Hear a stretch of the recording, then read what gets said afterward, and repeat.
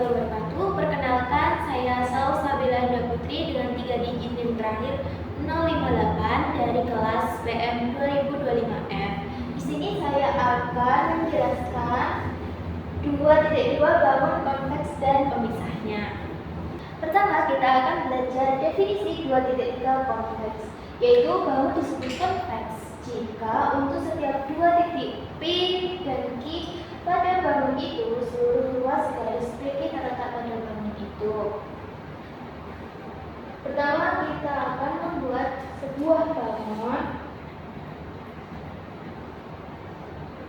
Ini saya namakan bangun E.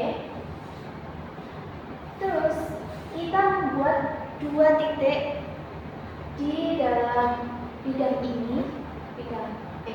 Pada bangun ini saya buat titik P di sini, Q di sini. Terus kita tarik garis lurus. Nah, ini disebut konteks karena seluruh ruas garis PQ terletak pada bangun E ini. Nah, misal saya membuat bangun seperti ini. Kita buat ini titik P, ini titik Q. Saya tarik garis lurus. Ini juga disebut konveks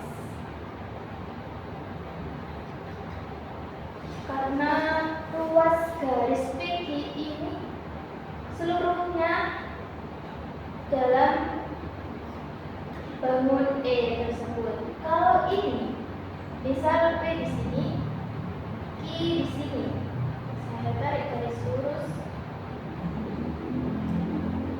maka ini tidak disebut konveks. Karena apa? Karena tidak seluruh ruas garis PQ ini terletak pada bangun E. Bangun E ini itu disebut dengan konkav.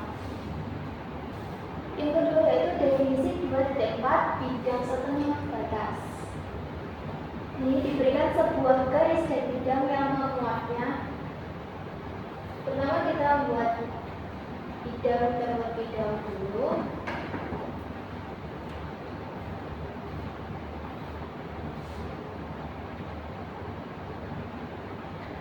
Saya taruh bidang E. Terus saya akan membuat garis A, B di dalam bidang E ini. Nah, 2 himpunan yang dipisahkan oleh garis itu, yaitu garis AB ini, disebut bidang setengah. Ini itu, yang ini itu bidang setengah. Kenapa kok disebut bidang setengah? Karena dipisahkan oleh garis AB ini, garis AB ini. Lanjut, garis yang menentukan 2 bidang setengah itu disebut batas. Jadi garis AB ini,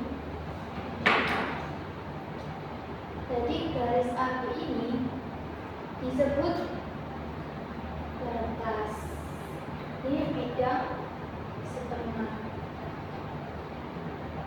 Perlu diingat, bidang itu tidak ada batasnya, misal ke kiri, ke kanan, ke atas, ke bawah. Sama halnya dengan garis. Garis itu juga tidak ada batasnya. Misal ke kanan, misal ke kiri, sampai tak hingga. Begitu. Jadi diberikan sebuah garis dan bidang yang memuat 2 himpunan yang dipisahkan oleh garis. Saya misalkan garisnya AB ini kan bisa memandang dari kanan ke kiri. Itu yang atas ini bidang setengah, ini juga bidang setengah.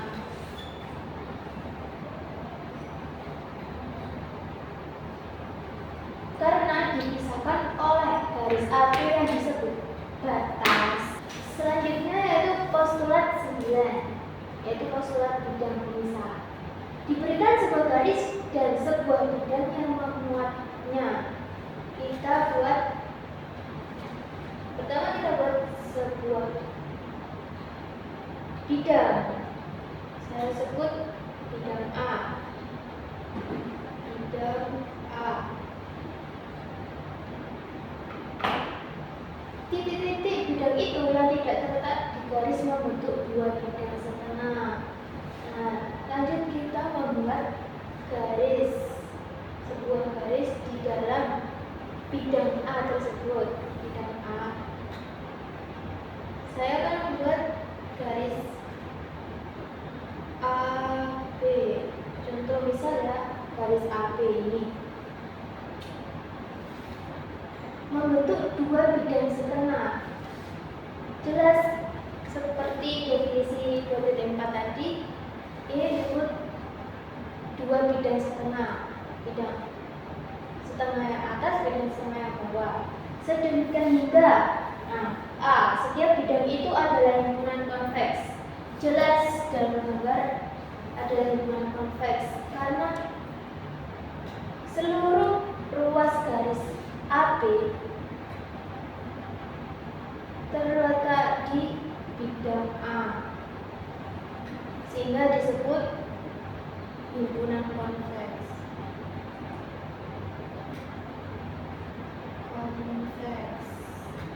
Jelas. Dan B, jika B terletak di satu bidang setengah, saya ambil di sini titik P, dan Q di bidang setengah yang lain, yang sebelah sini, yang bawah, saya ambil di sini Q, maka garis PQ kita tarik garis lurus PQ, jelas memotong garis itu, yaitu memotong garis AB ini, memotong garis AB ini. Selanjutnya yaitu definisi 2.5 muka. Muka adalah bidang yang membagi ruang ke dalam dua ruang setengah, tetapi bukan bagian dari kedua ruang setengah itu. Nah, di sini saya sudah membuat satu contoh. Ini bidangnya. Bidang yang membagi ruang ke dalam dua ruang setengah, tapi bukan bagian dari kedua ruang setengah itu. Kita tentukan ini bidang E itu membagi bidang F menjadi dua ruang setengah. Ini disebut dengan muka. Tapi bidang E ini bukan bagian dari kedua ruang setengah tersebut, karena hanya membagi saja. Yang terakhir yaitu postulat 10, postulat pemisah ruang, di mana titik-titik dalam ruang yang tidak terletak di sebuah bidang membentuk dua ruang setengah tersebut. Dan hingga A, setiap ruang setengah itu adalah himpunan konveks. B, jika B terletak di satu ruang setengah dan Q di ruang setengah yang lain, maka garis P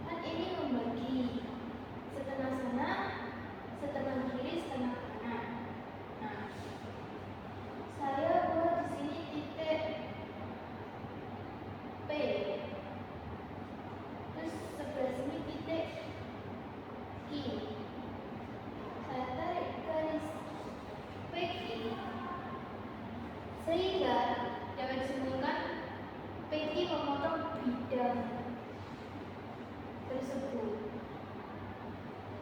Sekian dari saya. Wassalamualaikum warahmatullahi wabarakatuh.